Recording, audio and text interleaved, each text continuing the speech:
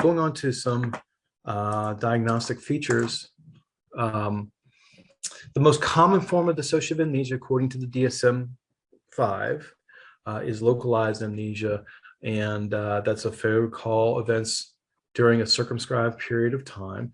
And again, that what I've found in my own experience is that's that amnesia is related to the time around or during, which may include some before and some after of a traumatic event. It can be lengthy because if you're talking about ongoing traumatic experiences, repeated traumatic experiences, you may find a more extended period of amnesia or multiple pockets of amnesia.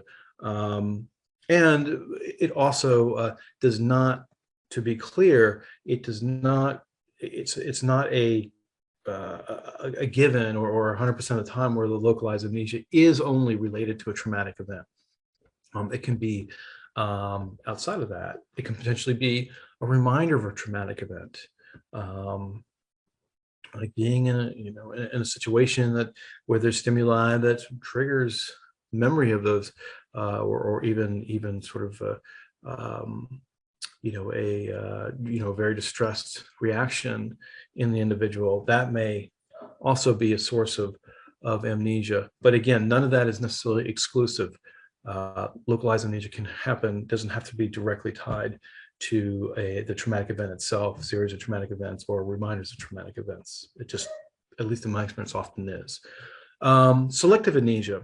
So some individual can recall some, but not all, reports of circumscribed period of time. Now this has, selective amnesia has picked up a, sorry,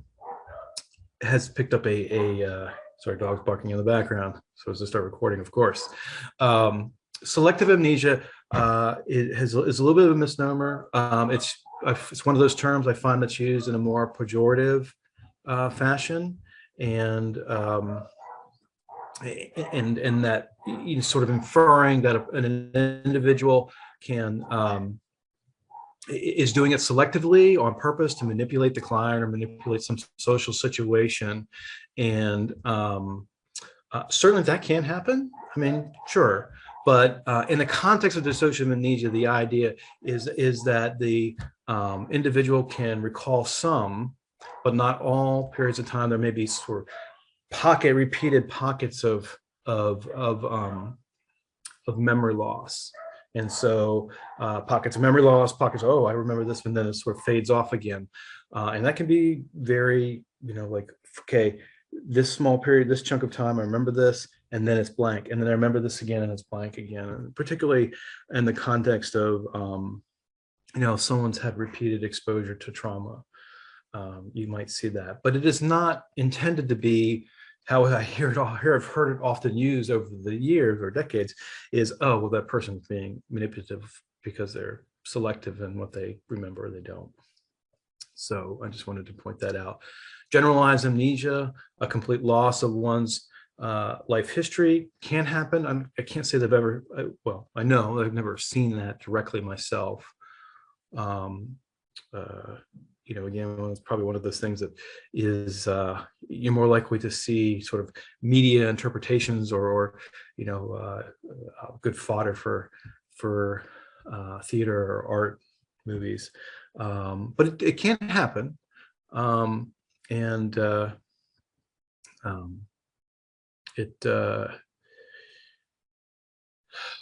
I'll put it to you this way. The more extensive, repeated, and severe the traumatic history is, the more amnesia there tends to be. That's just purely based on my own experience. It's not what the DSM necessarily is indicating to you. I'm just sharing that with you from my own experience. And that for me, I've not ever seen generalized amnesia the way it's described in the DSM. Not to suggest it doesn't exist. There's evidence that it does. Otherwise it wouldn't be in the DSM.